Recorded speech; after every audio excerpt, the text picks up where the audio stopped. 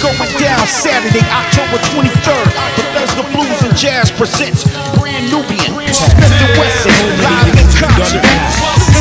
For tickets and more information, log on to Bethesda Blues.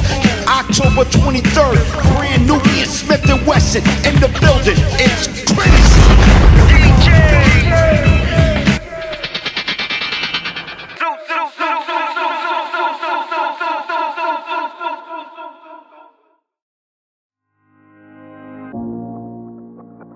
The perfect cleanse and reboot for a healthy immune system.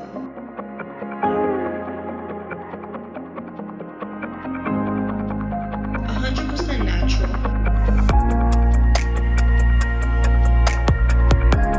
Miracle Food is suitable for all ages.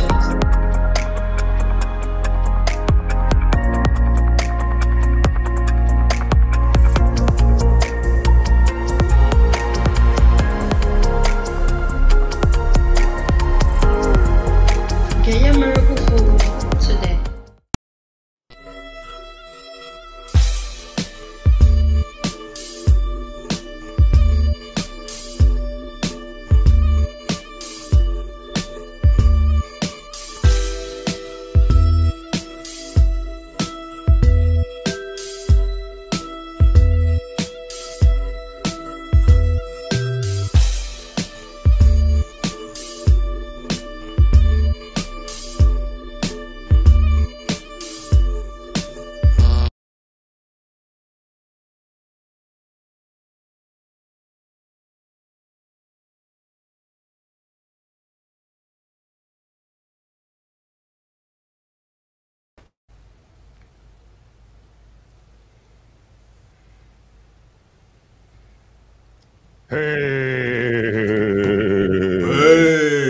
Peace. What's goody? Everything is everything. My brother Lord Jamar was cracking. Welcome back to What You Think, Lord. Yes, sir. I thought I'd started a little differently tonight.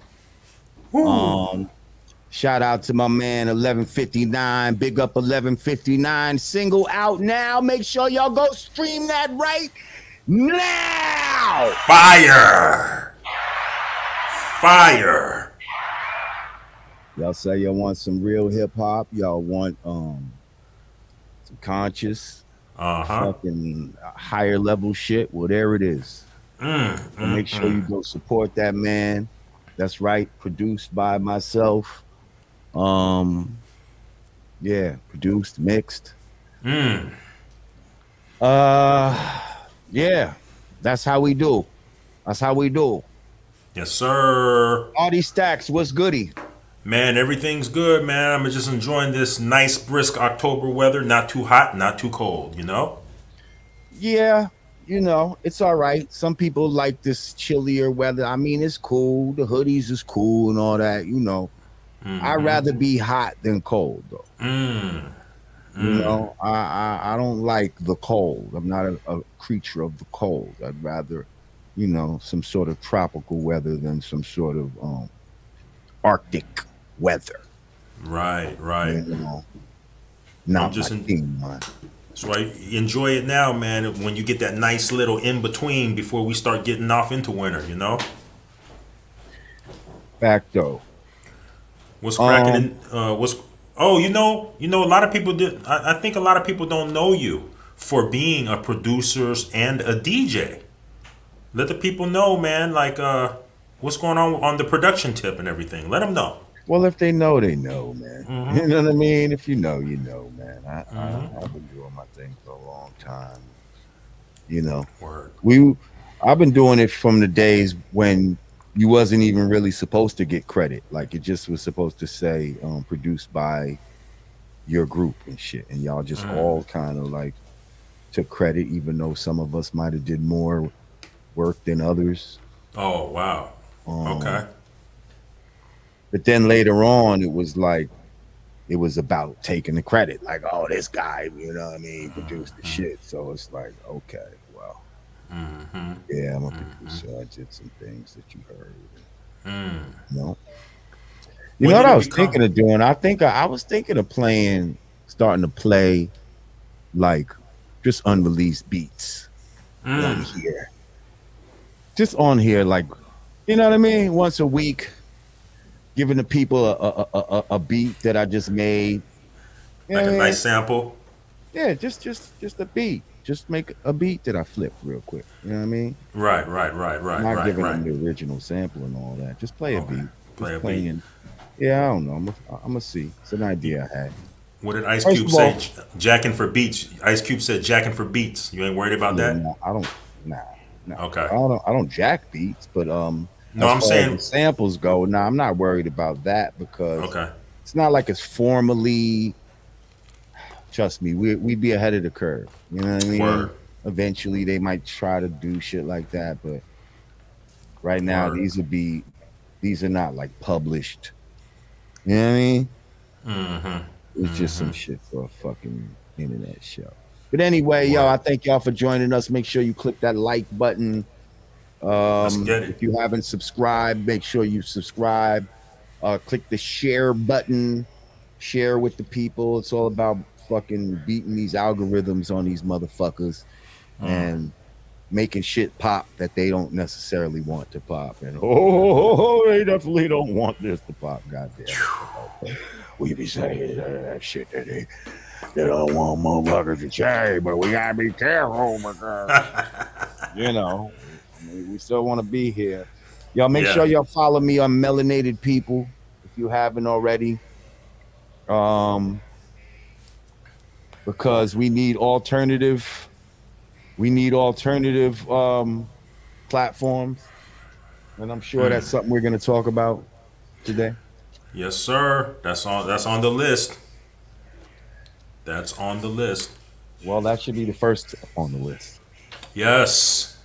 Numero uno. You ready to jump right into it, Lord J? Yeah, what's going on? Talk to me. All right, man. Number one on the list. Did you hear Lil Boosie? Lil Boosie is happy. I just said number one on the list, and you take me somewhere else. No, this is related, Lord Jamar. Little Boosie has been getting his account canceled on Instagram. So he took to Twitter and tweeted that karma. So let's talk about it. Facebook and Instagram get shut down worldwide yesterday. Well, it wasn't just Facebook and Instagram. It was also WhatsApp. Everything that's owned by Facebook, basically. Correct. I believe went down. Yeah. Worldwide. Mind you. Now, a lot of people say, I'm hearing some shit in the background. What am I hearing in the background? I feel like I hear a TV or some shit. Do you hear something? Yeah, you got a TV playing where you at?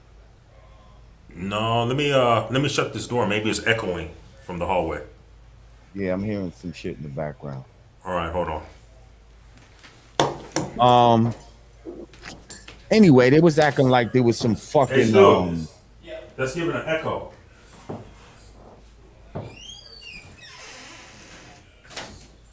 Wait for the brother to come back. Like the TV. I don't know.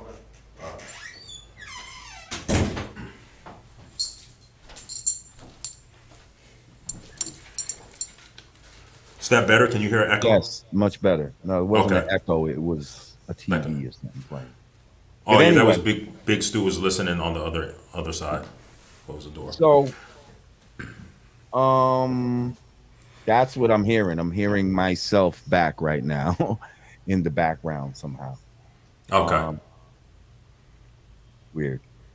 Okay. It was probably the echo coming down the hall. Anyway, people were acting like, oh, there was some shit on 60 Minutes the night before and all that. Fuck that 60 Minutes bitch, first of all, because that bitch, the way she was talking, you know, she was talking like we need more censorship, as if Facebook didn't have enough censors, and you know, all this bullshit about false information and all this type of shit. And you know, granted, one of the examples she gave about an African town and all that, yeah, that might be one way to use so-called false information. But, you know, other ways that she thinks would be false information would be things that we know is not false information. And that's where it can get muddy. So I'm not fucking with her on that.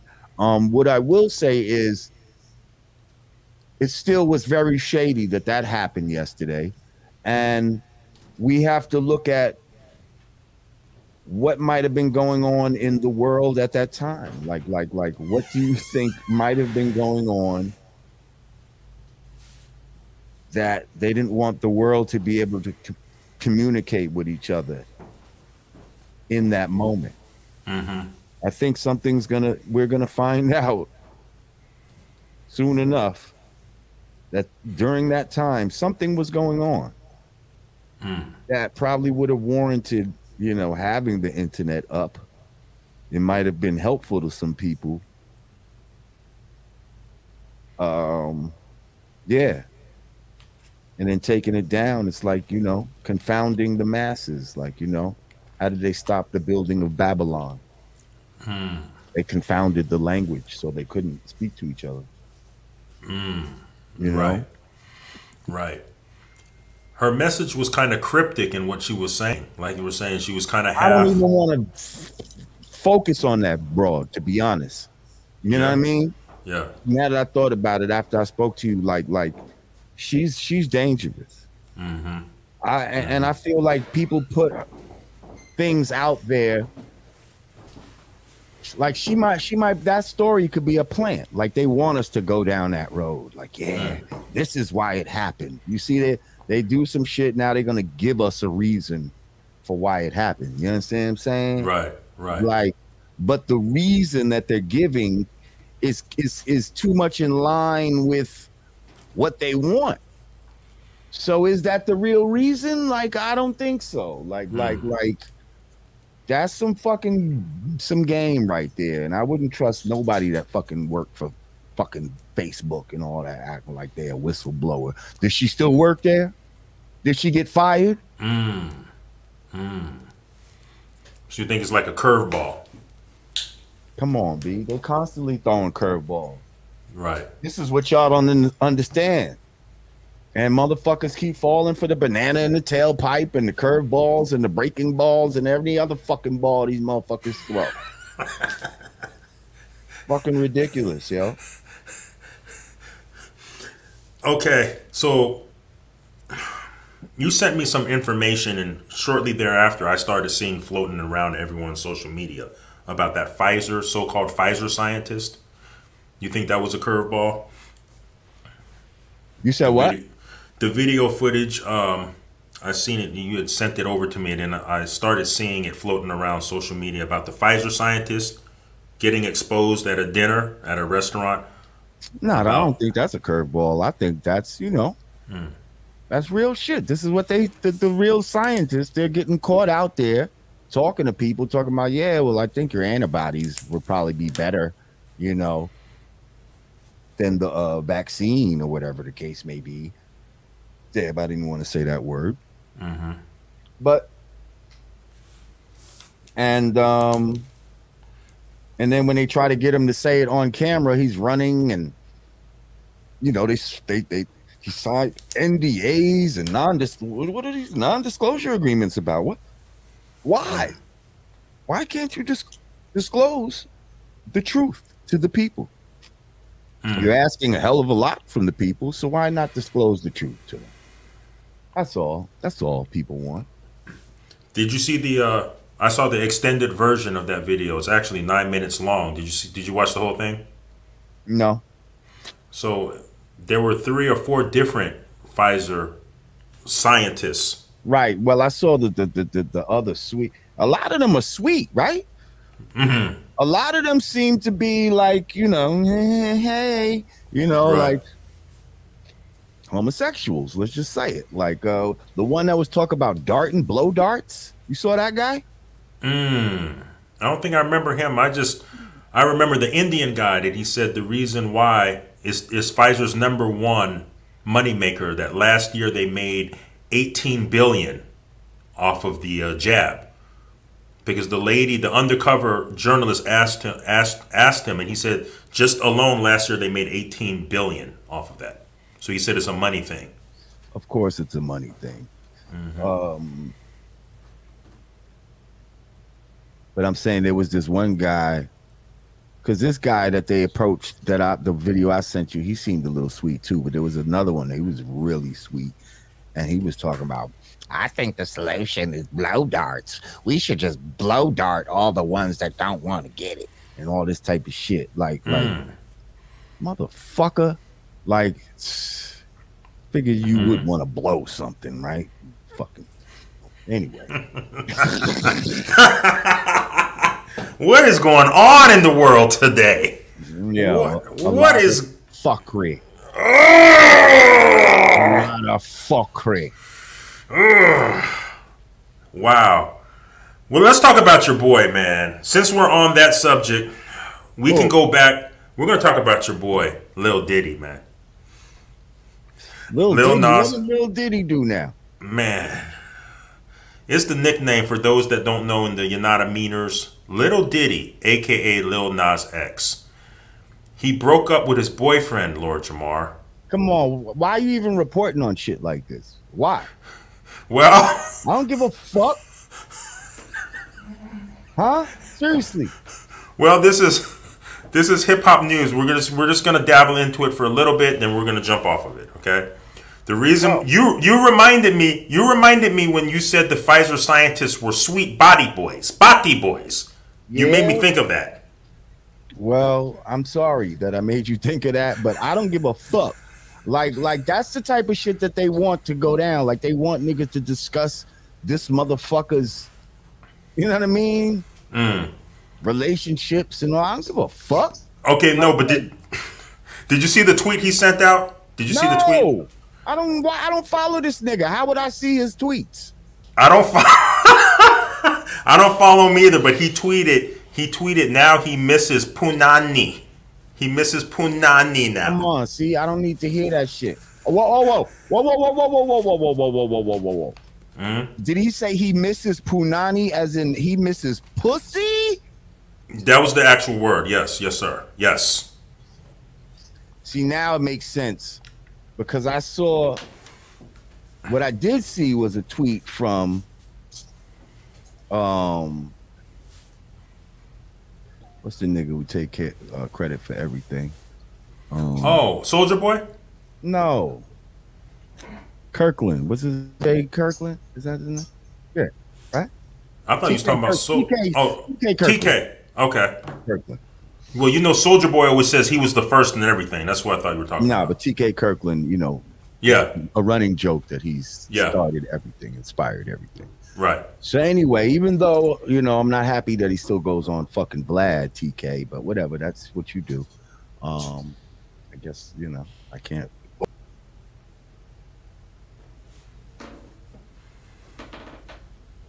Looks like we lost Lord Jamar.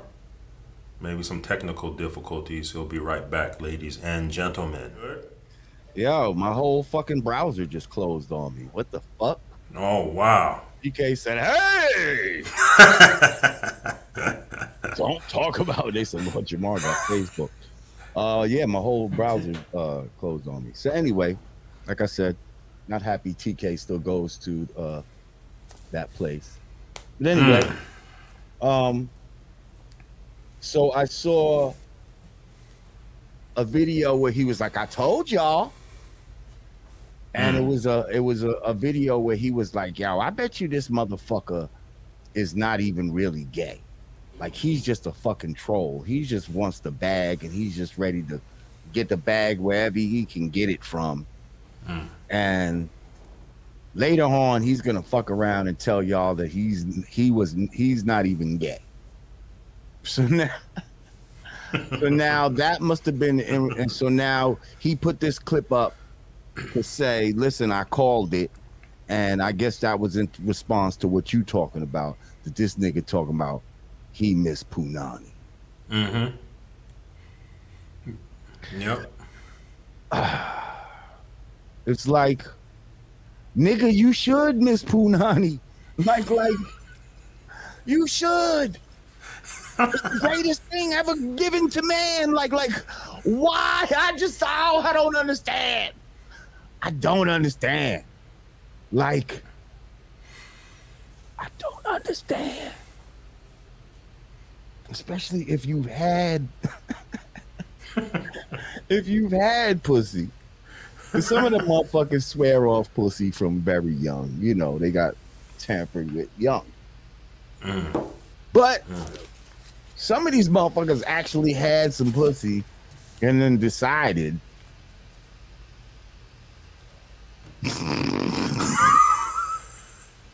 that something was better than that. Like, it's just unfathomable to me. I just don't understand. Like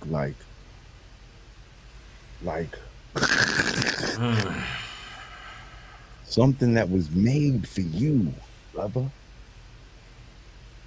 That antibody pass is the same as the vaccine pass. The monetary research will go on somehow, some way. I didn't even hear about an antibody pass. There's an antibody pass? Thank you, Andre Mitchell. An antibody pass? Is this some shit you heard about? No, I haven't heard that. That's the first I heard of that. Whoa. I wonder if he meant that literally. Might have. Look it up. Yeah, let me see. Antibody pass, huh?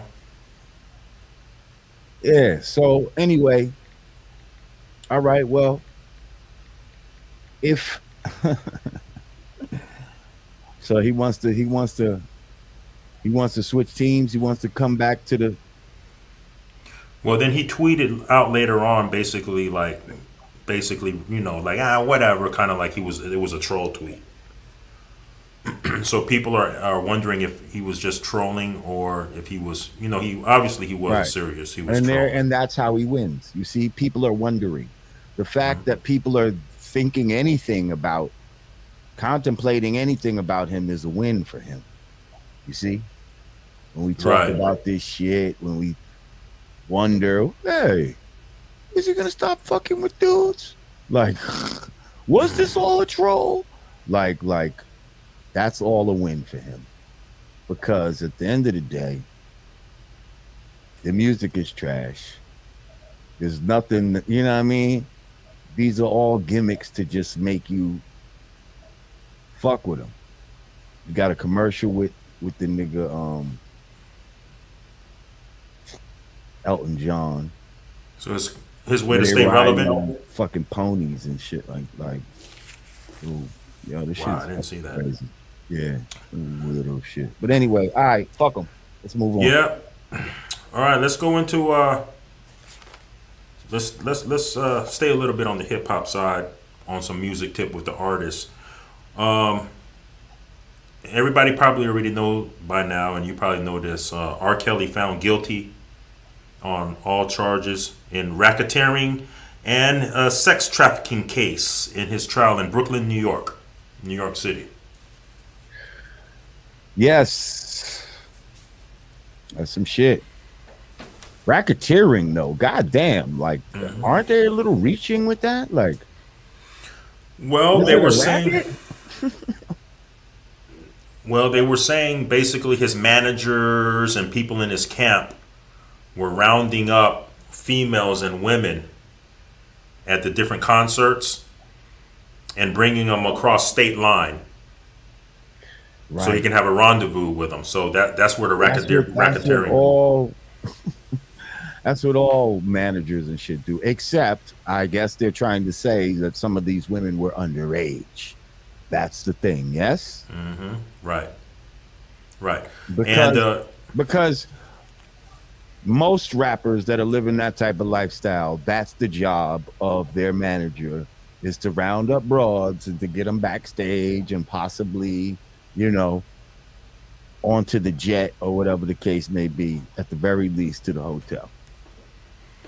Right. They said he violated what is called the MANN, the man law. The man law. The man law is where you bring women across state lines to participate in anything immoral. It's called the Man Act. That's got to be an old school law right there. Because, wow, so you can't take a woman across state lines and then be like, oh, we're going to have sex? Like, that's, and sex, what, because it's out of wedlock, it's immoral? Like, that's crazy. Like I could see if they brought him across state lines to like sell pussy. Okay, that's some whole neck shit. Like I understand that. That should be, you know, if prostitution is a crime, well then that should be a crime. You know what I mean?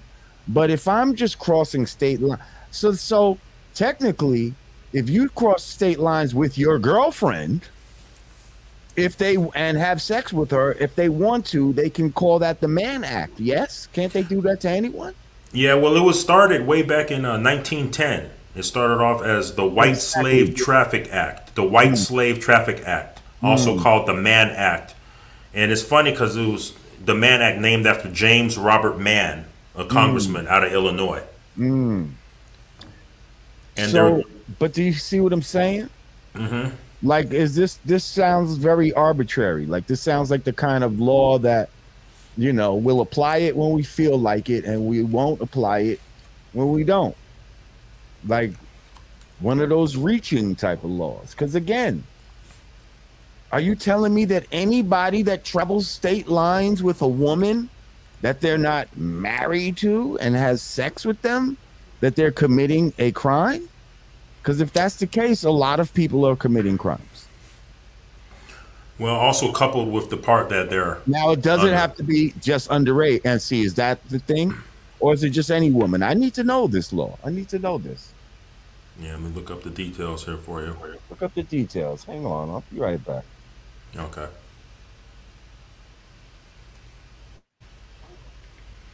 The Mann Act.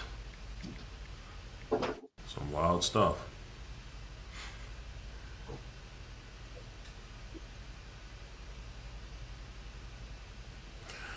Okay, so now there's a different year, right?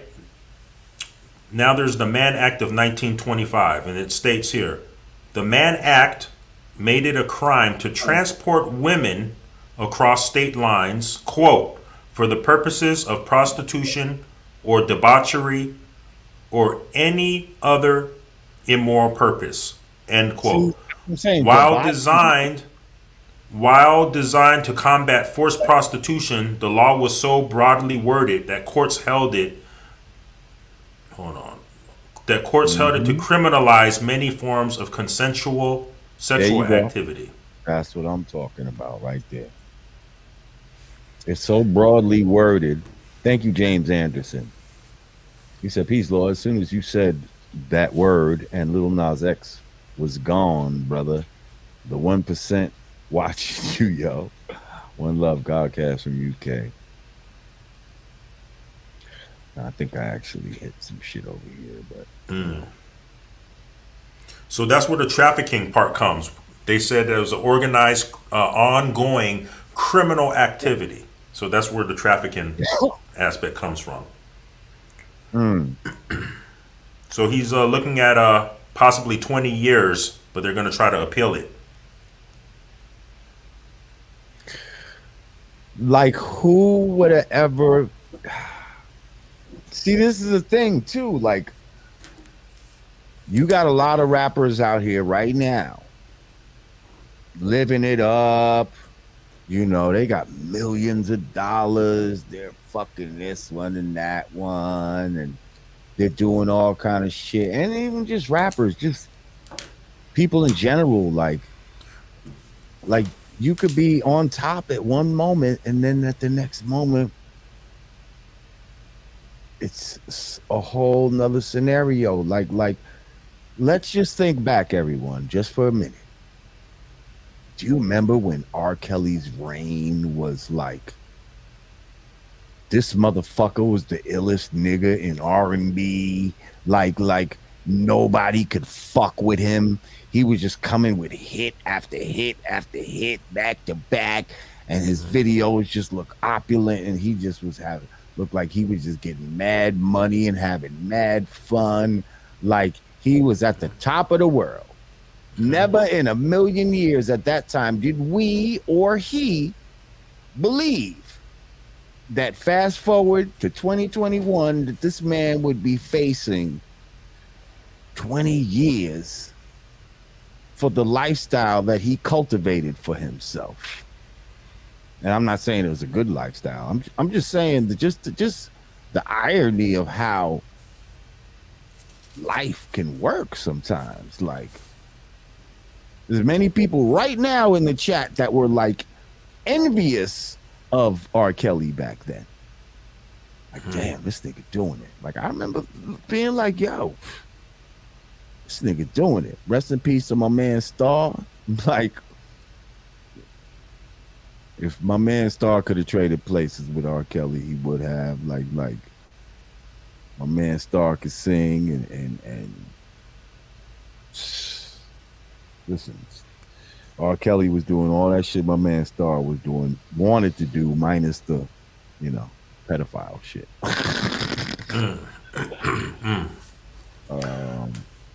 Now, back in the day, maybe shed some light, Lord Jamar, when you were on tour back in the day, were a lot of the rappers, when they were on tour going from city to city, they were popping women in the same city, right? And then on to the next. They weren't flying them or bringing them across state lines. No, yeah. That might be the difference. I've seen some state line shit happen. I've seen dudes like get up with some girls in one state and then, all of a sudden the girls is on the bus coming to the next state.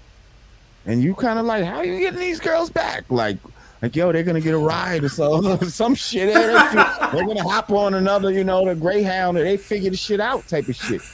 And it's just like, okay. Like, but hell yeah, that has happened. Like, you know what I mean? We wasn't moving around on jets and shit like that. Now, ain't nobody putting, we wasn't in that type of situation where we had jets and could put girls on jets. But we definitely had buses and shit like that. And, you know what I mean? Okay. And I definitely distinctly remember people bringing girls that they might across state lines. Be like, you know what? Hold on to this. The pickings might be slim in the next town or some shit. Let me bring this one with me. Like, you know what I mean? Like, so I've seen shit like that happen. Yeah. Okay. Mm-hmm. So you may be right. It sounds like they are picking and choosing, and they're picking and choosing to use this against Kells. Well, and let it be a lesson, though, is like, knowing that they do shit like this, that they can pick and choose, and depending who you are, like maybe you shouldn't be, bringing women across state lines, especially you niggas out there that got a hankering for them white girls. You got a hankering for them white women, so now you start bringing them white women across state lines. That's when they start pulling out the Mann Act on your fucking ass. That's when they start looking at all kind of books and shit. Like, how can I? Okay, yeah, the Mann Act. Yeah, let's get him. Pimping and pandering. Even if he didn't pimp her, he brought her across state lines for debauchery. Is it not free for a black man to have sex with a white woman? I say it is. And that's the type of shit we dealing with. All right, man. That's some wild stuff, man. Another thing. So his attorney said that they're going to appeal it, but then word on the streets is R. Kelly said he's going to now snitch on the celebrities that are involved in pedophilia. Ooh, so it might get deep. Go on with your 6ix9ine self. Do it. I would like to see who he says. I would like to see who he says, because if there's other ones out there, they need to be blown up. They need to be brought before the congregation and lashed and thrashed and all the other ashed that we can think of. Yeah, fuck them. Whoever they are. If that's what they doing, fuck them. And some of them, get ready, because some of them might be some of your favorites. Some of them might be guys you really love their music. Hey, we loved R. Kelly's music too, but you said fuck him. So get ready. He might have some other people for you to say fuck you to. Huh? Now, I was on Twitter earlier today, and somebody had responded to that, and they said, "Oh no, Let me see. Let me say R.I.P. to R. Kelly right now.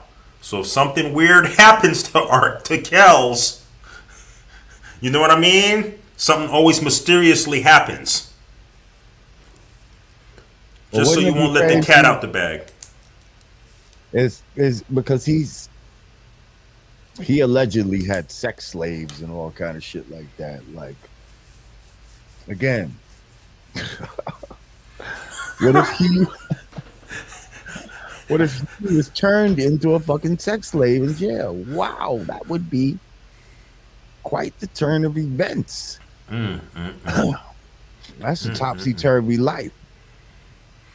Did you see the meme? Did you see the meme of him where somebody, I know it's not funny, but there was a meme with his picture, like he was thinking like this. And it said, "Oh, I think I'm in a good mood. I'm feeling good today. I think I might let one of them eat." Referring to one of his sex slaves. Yeah.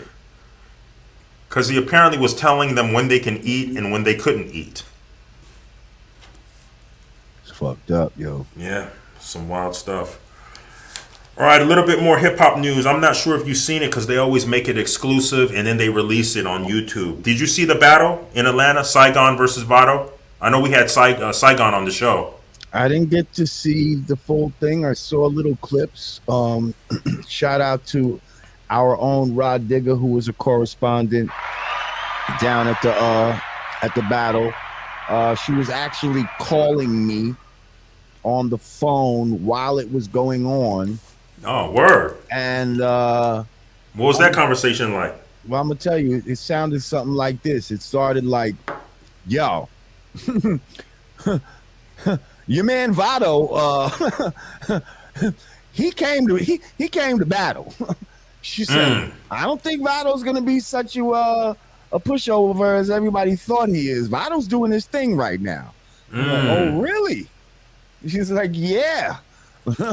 And you know, I was kind of hearing the crowd in the background and all this type of shit, and you know, she was just giving, you know, she was just like, "Yo, this is kind of surprising right now." She was a little shocked that I guess everybody thought it was going to be very one-sided with Saigon, but apparently it didn't go down that way. According to Digger, she said Vado understood the assignment and he came ready to battle. He remembered his shit. Apparently, I heard Saigon might have slipped up a couple times. He yeah. He didn't remember his shit fully or some shit like that. Yeah, I seen somewhere. I think it's leaning. I think I was seeing the same thing. I was seeing the same thing about Vado. That Vado might have took it, which is ill. And the fact that anybody's even debating that right now, almost to me, gives him the win in a way, because it's like nobody. I feel like a lot of people didn't see that coming at all, and the fact that we even have to like debate it right now is definitely a point in his favor. Definitely. Lord Jamar, are you familiar with the young lady by the name of Karen Civil? Karen Civil. Yes, I've been hearing her name come up in quite a few things. It keeps coming up in scandalous ways, though. One of my first times I've heard about her was she was supposed to be the one that hired Jeezy to present a fake check to this Jim Morrison guy or whatever, some Morrison guy. I forget his first name. You said a fake check? Apparently, it was supposed to be, the check was supposed to look like he was giving like $1 million to some online course or some shit like that. You know, like he was giving scholarships to some course or some shit like that. But really, that wasn't true. That was kind of to make people in the course feel like the course was mad legit, and apparently the the membership went up after people seen that and all kinds of shit like that. But apparently they paid Jeezy to do this. Yeah. So it was kind of dishonest or whatever the case may be, and that was the first time that I really started hearing Karen Civil. Then I was hearing her name in conjunction with Meek Mill, and now from what I understand, maybe she was responsible for certain campaigns as far as like Nipsey Hussle, the $100 mixtape and things like that. Proud to pay. Yeah. What's up? Well, the latest that she's getting into it has gone viral versus rapper Joyner Lucas. The earth is flat. Cameron came out and said that she's all about clout. Rapper Joyner Lucas had that. She got into like 60 grand back in the days. Yeah, 60K. And they aired her out. They aired her out on Clubhouse. Right. Which was interesting. I think Whack 100 was in the room, and Joyner Lucas was just going in. And Karen Civil was backpedaling, defending herself about, what she did with the 60K. And Joyner was under the impression that she could do for him what she did for Nipsey. So I don't know. It's a lot of dark clouds that's starting to form above this young woman's head, and criminal charges may be brought against her from this gentleman by the name of Jason Lee. Are you familiar with Jason Lee? Yes, I am familiar with Jason Lee. Okay. Hollywood Insider. He was on Love and Hip Hop, and he'd also be on Wild 'N Out. Well, yeah, he's an entertainment blogger slash influencer, and he has his own thing called Hollywood Unlocked. Oh, right, Unlocked. I said Hollywood Insider. Yes, Hollywood Unlocked. Hollywood Unlocked. So apparently, he recently went on The Breakfast Club and talked about his experience with Miss Karen Civil. I saw it. What's your take on that? Man, I mean, he seemed to, have his story all in order, and it seemed like she did some foul shit. Apparently, she hired some little young motherfucker to take down this man's Instagram and try to hack his shit or whatever the case may be. And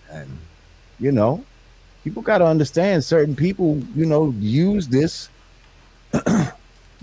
platforms to feed themselves. You know what I mean? Like make that bread. If you call yourself a professional blogger, like for a lot of these people, this is how they make their bread. And for you to just shut down the page, that's like burning down somebody's business. Like, just because you don't, you know what I mean? Just because you don't like the motherfucker, like you don't got no right to do no shit like that to somebody. Like, that's some foul shit. Like, and if y'all are in competition with each other, y'all should just, whoever's the better one should win. Like, you know what I mean? It shouldn't be no shit where I have to resort to sabotage and all that. But in the times we live in, Tretch said it best. I do my dirt all by my lonely. You see, if you don't do your dirt all by your lonely, chances are, in these times, somebody's got the receipt for your motherfucking dirt. You did. Somebody's fucking screenshotting your fucking texts, or somebody's fucking recording your phone calls or your fucking FaceTimes and all this type of shit, unbeknownst to you, until y'all get in a bad place. Then all of a sudden, this motherfucker talking about, I got all your phone calls recorded. And you like, what? A bitch ass nigga did some shit like that to me. I remember. You remember that? I remember. Ooh. I remember. This was in the early days when we were forming the Godcast. I remember. Bitch ass nigga. You hit me up. What kind of FBI ish is this? Talk talking about he was recording phone calls. I'm like, really? Like, first of all, well, if you were, you ain't got nothing. You ain't got me saying nothing contrary to whatever the fuck. But second of all, the fact that you record phone calls shows me you a bitch ass nigga, and I want to have nothing to do with you. You fucking crazy? Yo, it's like, what kind of fucking wired for sound ass nigga? FBI fucking, yo, better get your fucking ass out of here with that bullshit. And they want to inspire people to like, we living in a snitch fucking culture right now. We're living in a fucking, you know, a culture where they're trying to reward snitching to the highest degree. Shit, this can lead us into, how about the story I sent you where the motherfucker, there's some legislation. I was getting ready to get into that. Speak on it. Yeah, well, there's some legislation that some motherfucker from Florida. Here, let me read the shit. Where's the shit that I sent you?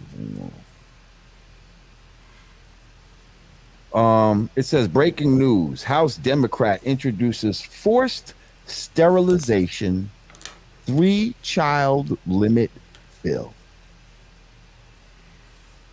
Hold up, let me say this again. Breaking: House Democrat introduces forced sterilization / 3-child limit bill.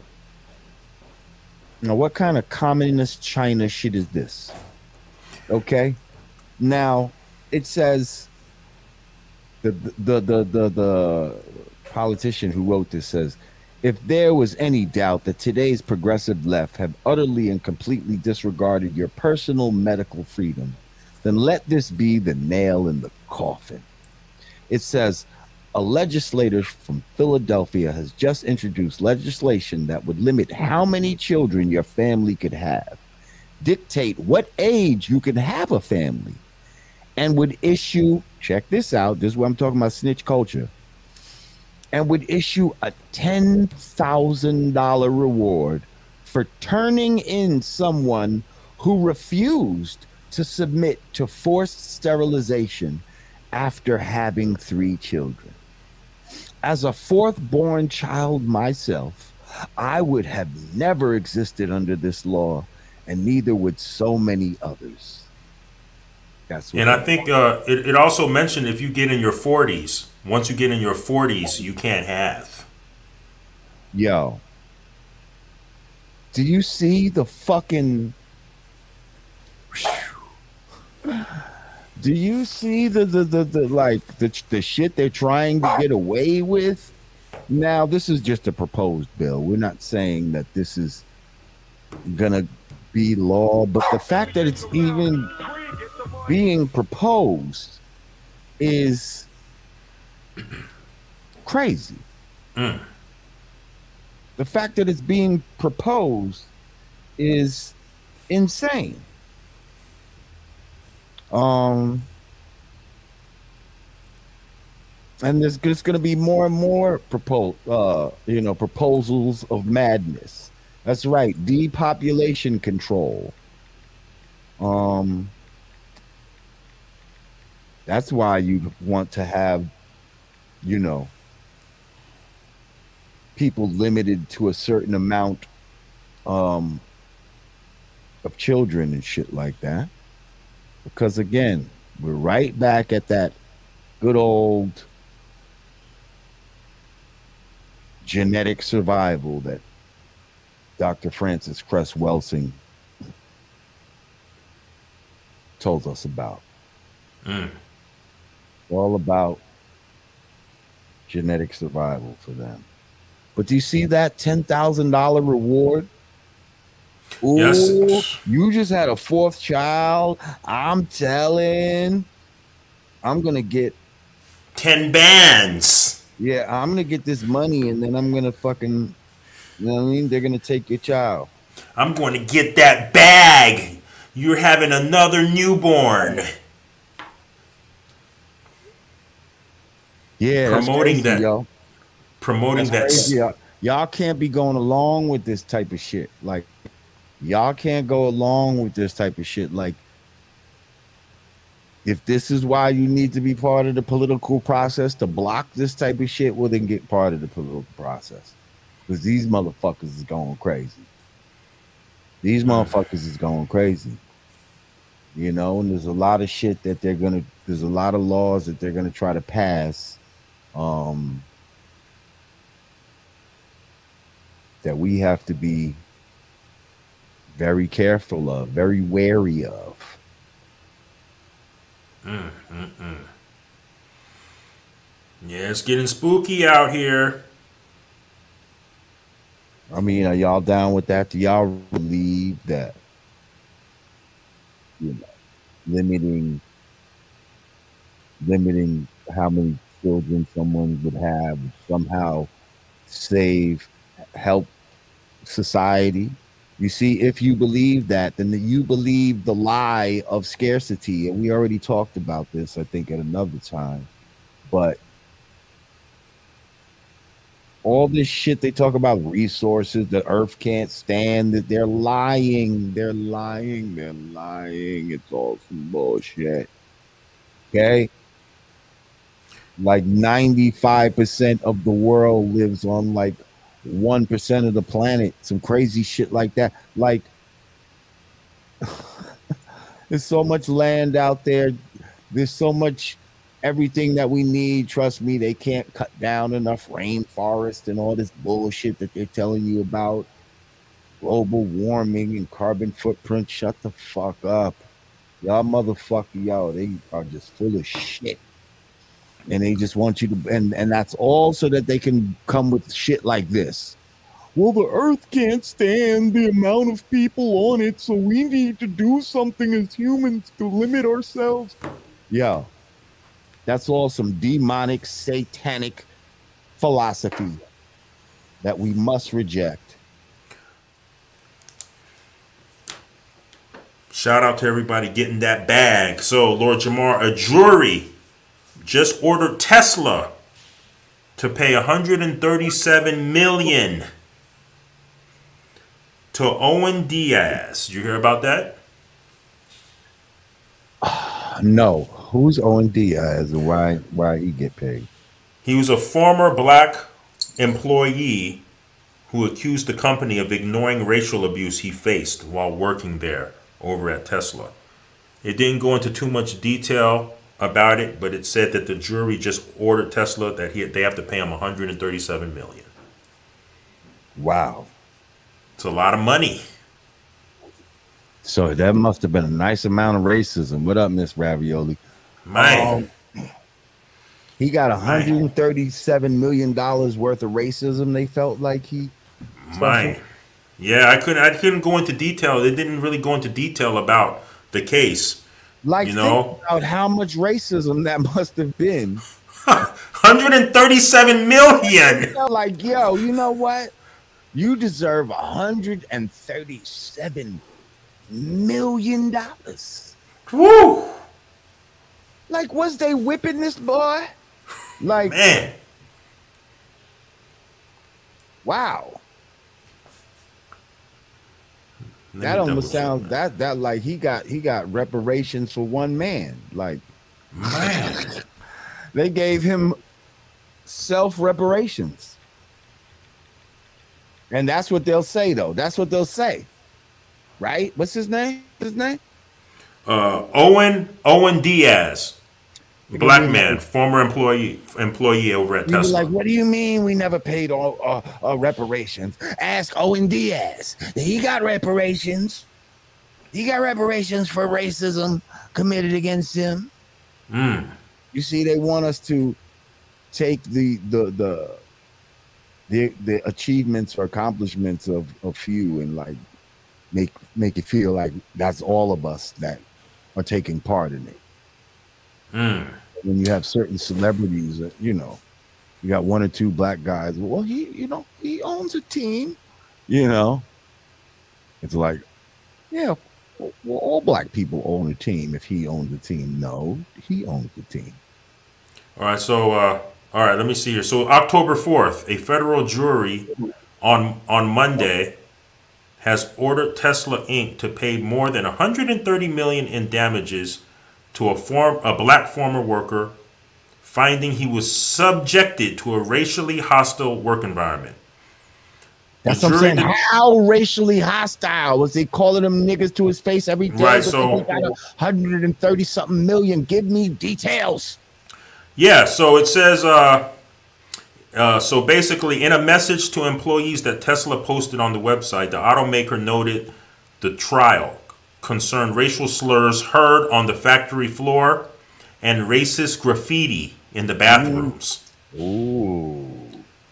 It also said the 3 times that Diaz complained about harassment. What's his first name? Owen Diaz. Owen. Nigger Owen. Like they were probably like, "Hey, Nigger Owen." They were probably calling him on the loudspeaker to Nigger Owen to the tire center. Nigger Owen. Just put his head down. Then when he go into the fucking bathroom, it'd be like, with the black marker. You'd be like, why do niggers, some fucking corny joke about niggers.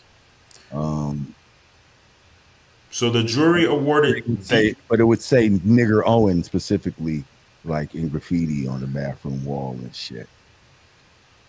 The jury awarded Diaz $6.9 million in compensatory damages. Mm-hmm. And $130 million in punitive damages. Wow! Wait! Say that. So again? more than it was actually more than 130 million, close to 140. What's that? The first one in compensatory damages was what? How much did he get? Almost 7 million, 6.9. 6.9, and then 130. Yeah, in punitive. It's a lot of racism. I know a lot of people in the chat is like, please, I'll take some of this racism for that money. Niggas probably suffered. People in the chat probably suffered more racism than this motherfucker, but he just getting paid for it. That's a lot of bread, man. That's a lot of fucking bread for being called Nigga Owen. Nigga Owen. That's basically, like you said, that's the I go to work every day. They call me nigger to my face.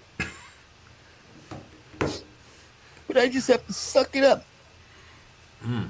Wait, where is this at? What was this? Facebook? That's the reparations right there. What was this company again? Tesla. Oh, Tesla. Yep. I'm gonna suck it up just to fucking... I can fucking work at a fucking cool place like Tesla, man. Wow, man. Those fucking... He probably didn't even know that... Like, he probably didn't even... He's probably one of those black guys that like, oh, it's nothing. Like, somebody had to force him to do this lawsuit. Like, I'm used to being called a nigger. I ain't got no problem with it. No, man, it's just... Don't make a big deal out of it. Nah, fuck that, Owen. Fuck that, Owen. They can't keep calling you nigger Owen to your fucking face all the time. Ah, man, I don't have a problem with it, man. Listen, man. You gotta fucking stand up for yourself, man. If you don't fucking stand up for yourself, and this is probably a white boy telling him, if you don't fucking stand up for yourself, man, you're never gonna fucking, you know what I mean? Man. That is a lot of money. That's Maybe a lot you're of right. money. Maybe you're right. Yeah, man, you should fucking sue him. Way they call you nigger rolling around here, I think you can get paid. Oh man, what else is new? My name is Diaz. Are they gonna really believe that I'm black? Yeah, they said it was a black man. Owen Diaz. What's he gonna do with the money? What's he gonna do with that bread? He Probably should go hire the motherfuckers that used to call him nigger Owen hire them and shit on him. Make him do mad shit for him. Like, Now go clean them toilets. Yeah, exactly. Go clean them toilets, boy. White boy Wilford. Wow. Wow. Oh, you got that show coming up, right? October 23rd. 23rd. DC metro area? Yeah, Bethesda, Maryland. Yo, what's going on with this fucking speaking of shows, what's going on with this show, the Squid Game? Have any of y'all watched this show? No, I'm not hip. What is that? It's a show on Netflix. I watched it, but there's a lot of shit behind it. It's like people are acting like almost watching it is a bad thing. The Squid Games. Yeah. It's interesting. It's a game where I don't want to give it away, but basically they try to see what you'll do for money. Okay? Basically. You know? And it's very extreme. That's all I can say. Check it out. Good writing. It's actually Korean, the Korean show. Oh, word. But you got to, you know, if you got your Netflix set up for English, not just subtitles, but to play English like dialogue. Even though they talk in Korean, if you got it set up on Netflix, it'll come out as English. But that's how I had my shit set up along with the English subtitles. Yeah. Speaking of shows, have you been watching that BMF? Between Yes, BMF. Hold up. You know why I say that? First of all, shout out to Young Meech, man. Shout out 1159. Oh, you missed it earlier. I'll play it again. We played the joint earlier. We played we started the show with you 11. 94 Crime Bill. Yeah, with the little piece of 94 Crime Bill. We'll play another piece in a little while before we get out of here. Well, I was just saying. Oh, shout out to Young Meech, man, playing his father. Yo. Does he go by Young Meech or Lil Meech? I don't know, man. You know what I mean? I'm just calling him Young Meech, Lil Meech. You know what I mean? I know he's Demetrius Jr. You know? So, but I'm talking as an actor. Yo, he's doing a great job. Camera loves him. He seems comfortable behind the camera. You feel his energy. I fuck with him. I fucks with him. I like it a lot.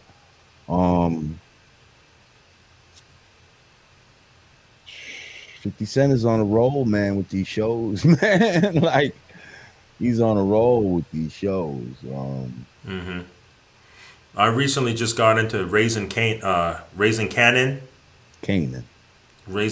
Canaan. When I first heard that show, I was like, why is he naming this after a restaurant, man? I was thinking of that restaurant. Raising Cane's. Yeah, Raising Cain is something from the Bible. Yeah, but I don't know if they got it in New York, because I think it may just be a St. Louis restaurant. Yeah, probably. They just sell wings. It's called Raising Cane's. Yeah, no, Raising Cain is like an old time expression for getting wild. Oh shit, you Raising Cain, but like Cain and Abel. You know what I mean? In the Bible and all that type of shit. Right. That's where the saying originally comes from. Not a restaurant in St. Louis. No, but there's a popular restaurant where all they sell is chicken fingers. Trust me, Raising Canaan, the reason why they named it that. Right. It's a pun, it's a play on words. Right. Based on from the Bible. The more popular saying of Raising Cain. Right. You know what I mean? So they put Cain in. But the original saying is Raising Cain. I just recently got into that show. What do you think about that? It's supposed to be what, a offspin from Power, right? Yes. Again, I enjoy it. I like it. They said, "Where at in the DMV, Aunt Mo? We're gonna be at Bethesda. what's it called? Bethesda Blues and Jazz. Is that the name of the spot? Bethesda Blues and Jazz. Also, Digga's in the same town. She's got a show that same night, I believe. Big Elvis, the chef Rosenberg. Thank you. Said Squid Game was an Illuminati truth dorp series on how one should always read the terms and conditions because you might be signing over your life. That's deep. You know, it's funny because, yeah, in the beginning of the shit, they make these motherfuckers sign a contract. See, all of this shit is willing. And when you sign the contract, you know, I knew something was up when they say, you know, if you don't finish the game, you will be eliminated. You know? And so these motherfuckers, well, I'm thinking, that sounds a little vague, eliminated. You know what I mean? Terminate. Turns out eliminated means get your ass murdered. Get your ass killed. Okay? Fuck it. I gave it away. Wow. Sounds real sinister, man. Oh, the shit is ill. Like, so now the shit is like some life and death. You know, people say it's almost like the Hunger Games. I never really watched the Hunger Games. I never watched that either. But whatever. My brother told me to watch this, so I watched it. I'm gonna have to check it out. But my show right now is the Wu-Tang Saga. Oh, let me just say, I wanted to bring this up because maybe y'all can help me. Maybe the people out there can help me. I need y'all to campaign for me. Now, I don't know if this part has been cast on the Wu-Tang series, but if it hasn't, okay, I need y'all to campaign for me. I want to get onto the Wu-Tang series and I want to play Papa Wu. Y'all hear me? Ain't nobody gonna be a better Papa Wu than me. Okay? Y'all get on RZA's page, get on Method Man's page, get on whoever's page, Star's page, the Wu-Tang page, whoever's fucking page y'all need to get on and be like, ooh, you know what? Don't make me go get the fedora from upstairs and all that.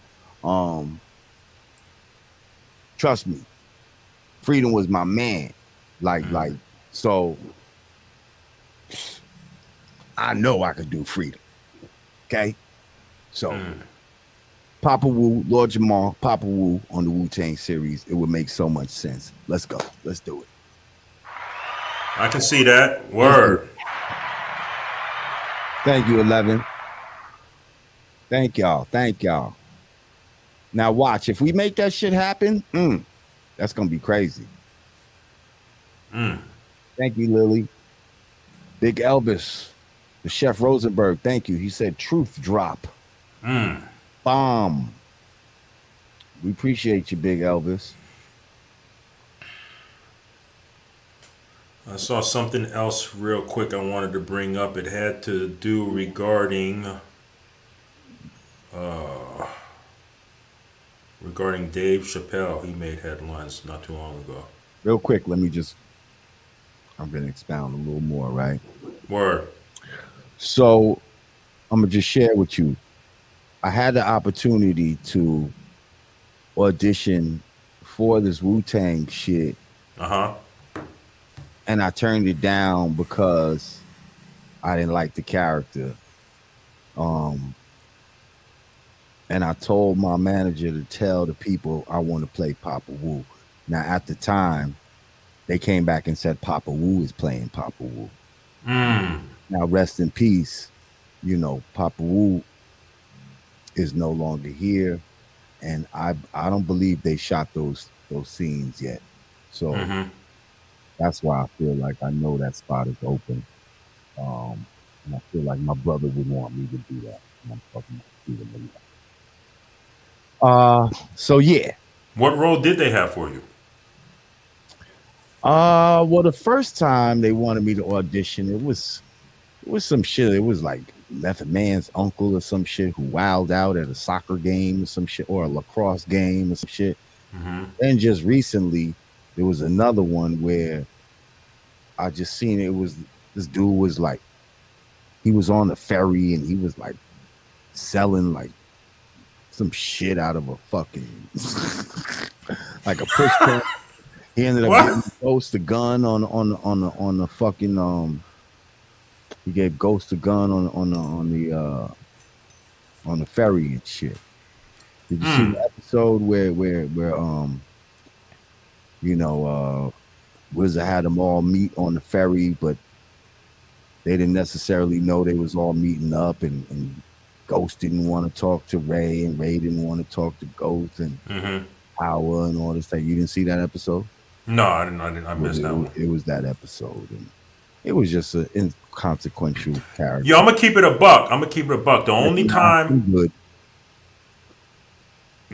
I seen it is when I was at your spot, and I binge watched it. I think it was that first episode or whatever, but I haven't watched it after that. But that sounds like a cameo appearance. So yeah, you want to get the Papa Wu joint on lock. Yeah. That would have just been a cameo, right? Yeah, that's a cameo, and the man was like a bum. I'm not fucking bum. Nah. Unless it's like, you know what I mean, one of those groundbreaking, you know, some crazy where you could do, you know, like a scene like, you know how Samuel L. Jackson, he was a bum in Coming to America. He was like a bum who stuck up to McDonald's, but that was like a real memorable fucking scene, like where it was almost worth him being a bum. Even when he played a crackhead with Holly Berry in I forget what movie that was, but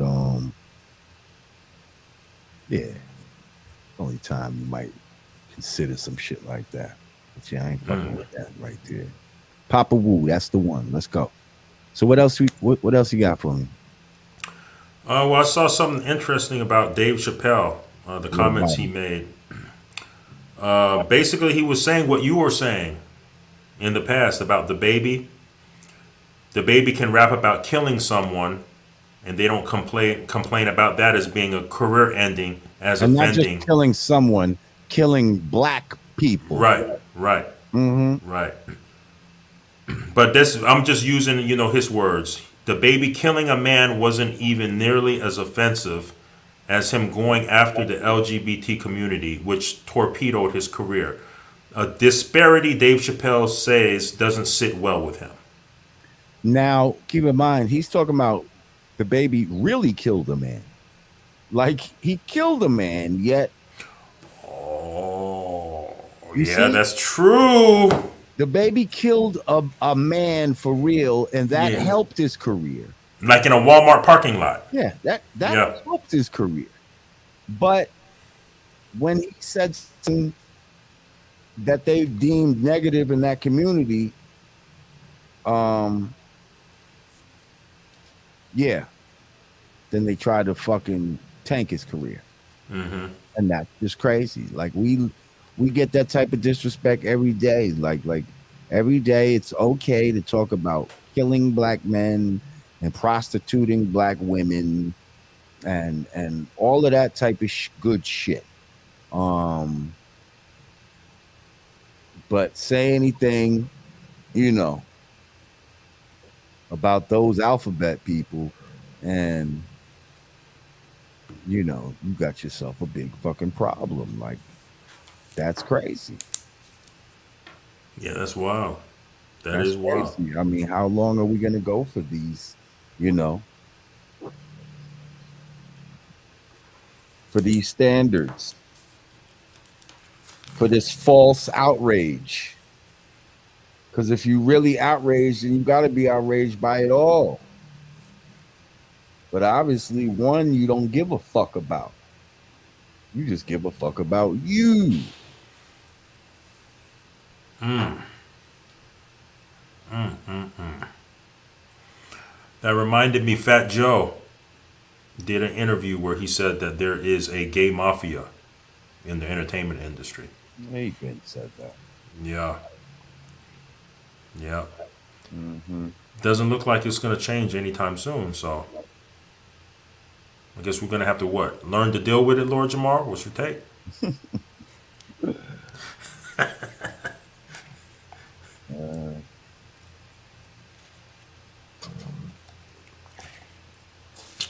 Well, looks like that's all I got on the list, Lord Jamar. Looks like we ran the gamut on what's going on currently out in these streets and these internet streets. Hold up. Shout out to Del Monte Green Beans.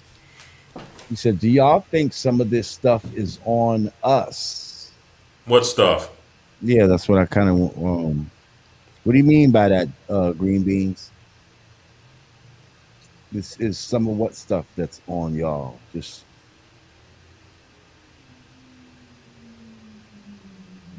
shit that's going on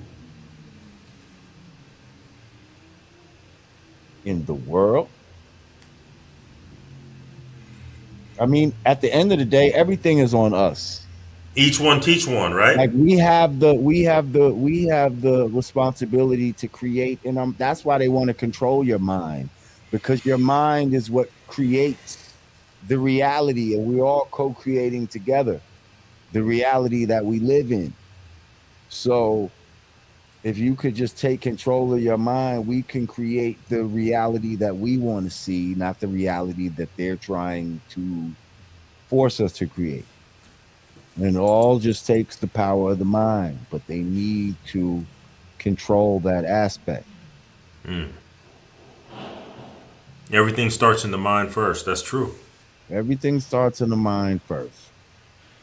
So just get that shit together. Get your mind together and stop allowing it to be controlled by outside forces that don't love you. Stop believing in people that have been historically your enemy. Stop believing that they have your best interest at heart when they never have and they never will. Speak on it, Lord J. Oh, you know what? What? I was meaning to ask you this, man. What was your take on Jermaine Dupri and Diddy? I know you saw it. Yeah, that would be a nice little Well, before you go into if they actually do the actual verses between Jermaine and Diddy, before you get into your prediction on that, if that happens, I want your take on what happened on that on Fat Joe's IG Live when they were going back and forth, and Diddy was like, "Play something, play a record," and Diddy was playing all his joints in his backyard. I ain't see all that. So I can't even comment on. I might have seen a little piece. It was just, when Jermaine Diddy smashed them. I wrote my joints though. He was like, I'm in the shit as a writer, like, you know what I mean? Like, he tried to let Diddy know, like, nigga, you don't write them shits. Like, he's like, I write the songs that I fuck with, like. Well, let me just say, Diddy made him look bad because even all of Atlanta was telling JD, play one record. He wouldn't play one record. His thing was he wanted Diddy to sign the contract and let's meet at the Mercedes-Benz Stadium in Atlanta and let's do it official. Diddy was like, this is hip hop. On some hip hop stuff, somebody challenge you. You don't say, let's wait to do this. He was just playing records, throwing it at him, left and right. What that might have been. First of all, he's doing this on Fat Joe's platform. Fat Joe's is signed to Revolt. All of that fucking content right then could have been used on Revolt. You see what I'm saying? Like, that would have been a win for Diddy. Diddy could have tried to sucker him into a free fucking verses in that moment. Trying to talk about, oh, it's for the culture and all this type of shit. Like, this is hip hop and all. Nah, nigga, I know what you're trying to do, nigga. Revolt is your shit, and you're trying to fucking get me to work for free right now. Like, nope, not gonna do it. You know what I mean? Like, not gonna do it. I'm not fucking stupid. You know what I mean? Right. And you're not gonna pull one of those fucking moves on me. Like, you know what I mean? Because some niggas would have went for it. You know what I mean? Some niggas would have went for it. Got all hyped up. Oh yeah. And now got in their bag. Man, now they got a whole verses. Other niggas got cut out. Triller got cut out. Everybody else got cut out. He got a whole versus battle that he could put up on Revolt.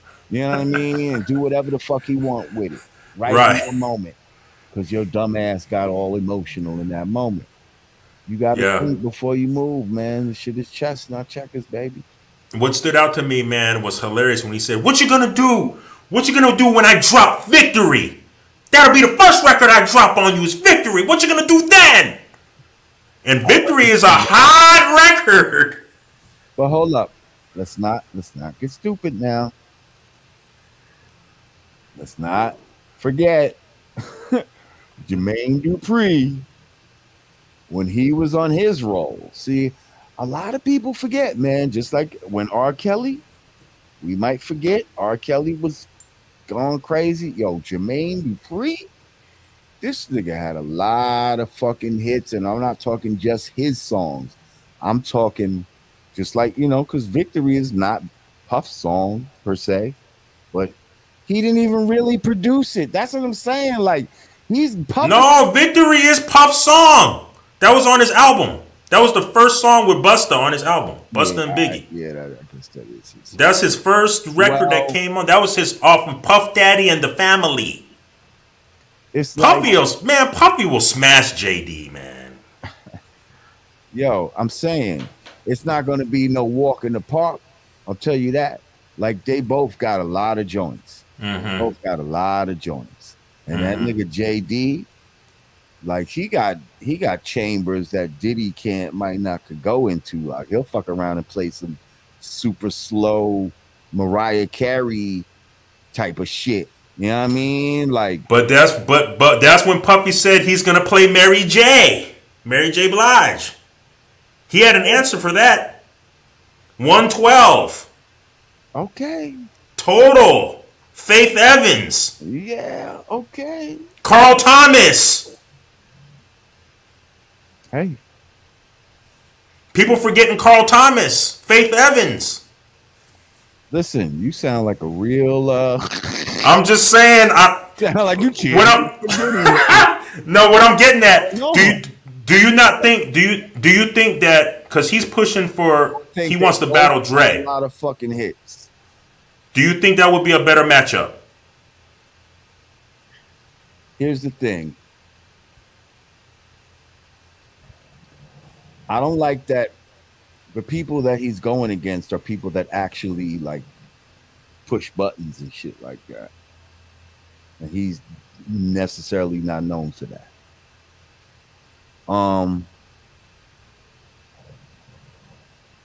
But now Dre is a good one too. I mean, think about it. It was Death Row and Bad Boy. That was the battle. That's why motherfuckers got hurt and all of that type of shit. That would make a lot of sense. But I could see JD and Puffy being a good one too. That would be a good one too. Yeah, I know you didn't. You said you didn't watch the whole Fat Joe show, but Snoop was in the building, and he already told Diddy to his face, "You're not getting Dre.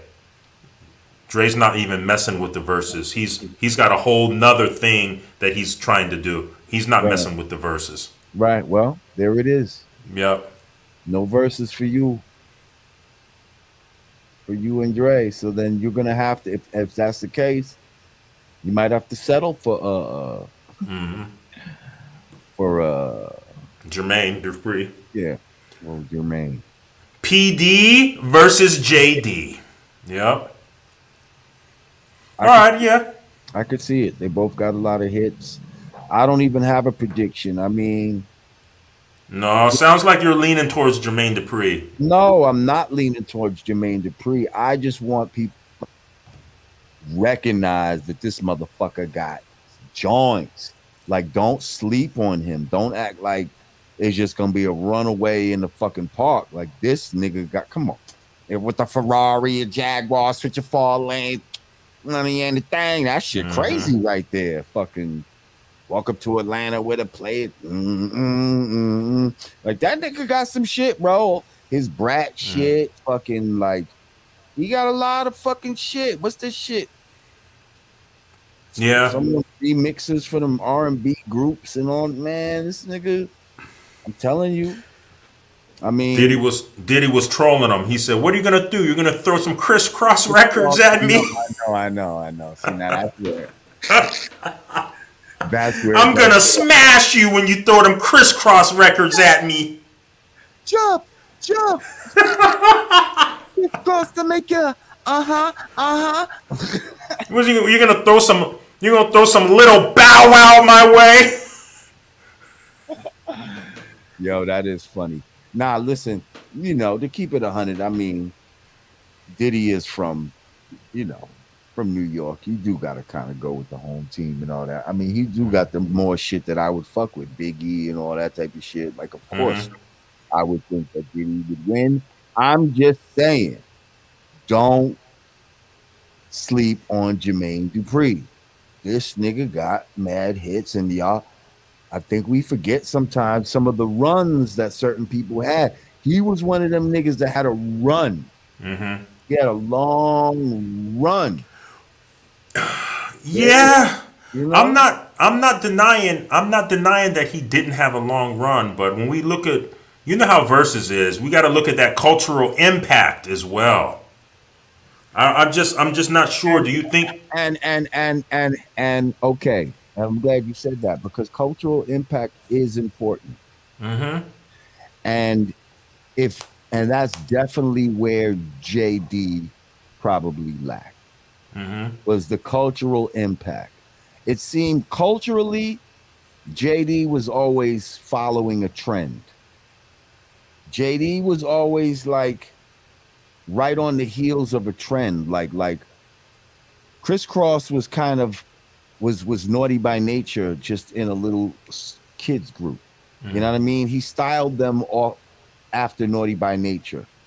The Brat was supposed to be like a female Snoop. You understand what I'm saying? Even Little Bow Wow, all that type of shit. And he even styled some of the shit musically. So he was not the whereas Snoop and them was cultural icons. They're the ones that made people like Jermaine and them put those high pitched sounds in their music, and you know what I mean. Jermaine was never the type that, like, even the way Snoop would dress with the braids and the, people would start to dress like that. Nobody that ever was dressing like Jermaine Dupri. You know what I mean? Like no one ever stylistically I feel like did anything that Jermaine Dupri was doing. If anything, he was doing what other people did. He got braids when other people got braids, and you know what I mean? I remember he used to have a Jerry curl back in the days when other people had Jerry curls. So musically his shit was cutting edge, but it's not like a Jay-Z where if Jay-Z put on a throwback jersey, niggas is rocking throwbacks. Then when he put on a fucking button-up, niggas is wearing button-ups. Like he never had that impact, whereas Puffy did have an impact like that. Like Puffy literally had Sean John. He literally had a fucking he styled Jodeci. Remember with the short sets and the high-tech boots? Yes. And that was something that other people ended up copying. So culturally, he did make a bigger impact. As I could see that, and that's where JD lacks, and that's something that has to be considered whatever artist you're dealing with. Like, did they have what was the cultural impact? Cultural impact, yeah. Thank you for that. That was good. Yeah. Shiny suits. Yeah, hey. Mm-hmm. Buffy made people. Buffy made people wear the shiny suit. Shiny suit man.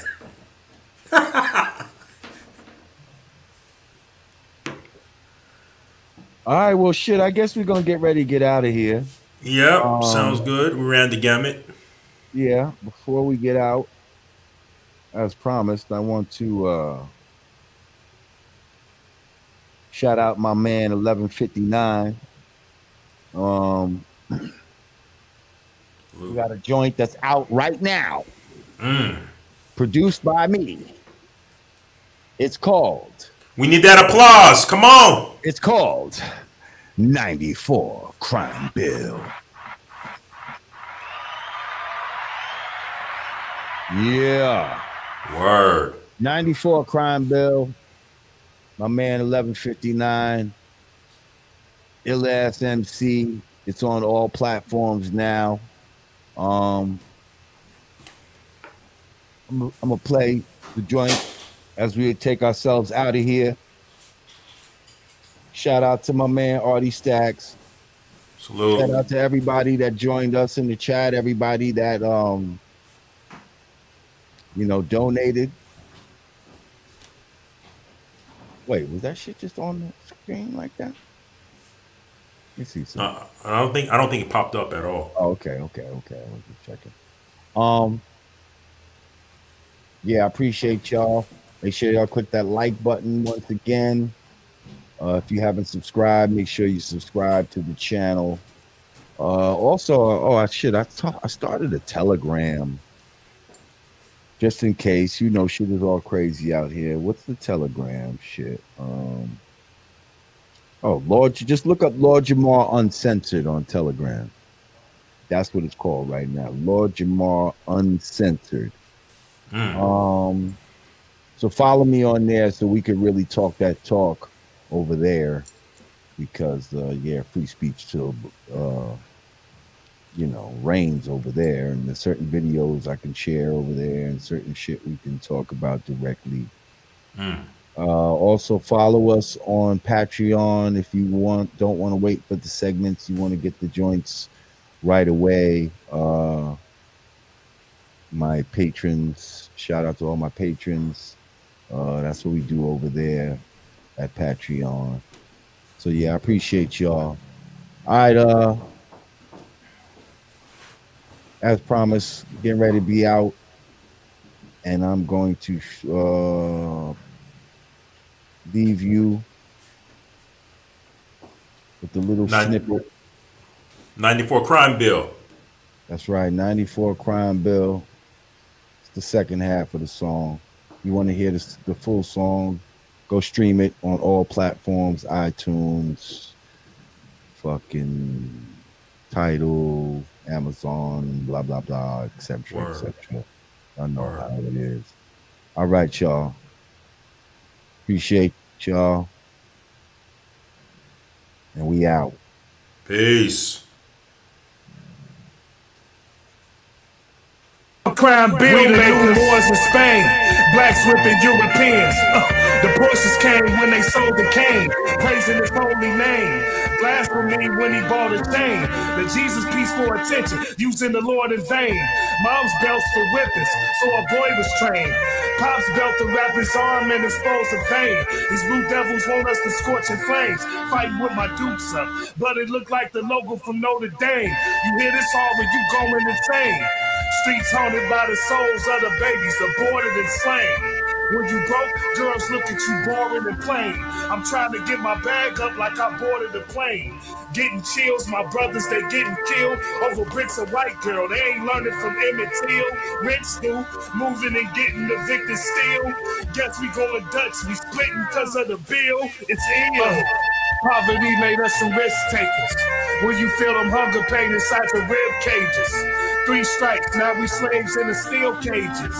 And fuck them 94 crime bill makers. The pain and the trauma made us pill takers. Seeing tears from my mama, that's a deal breaker. 3 strikes, now you slaves up in the steel cages. And fuck them 94 crime bill makers. We must take back the streets. It doesn't matter whether or not the person that is accosting your son or daughter or my son or daughter, And fuck the my 94 wife, your crime bill husband, makers. my mother, your parents. It doesn't matter whether or not they're the victims of society. The end result is they're about to knock my mother on the head with a lead pipe, shoot my sister, beat up my wife, take on my sons. So I want to ask, what made them do this? They must be taken off the street.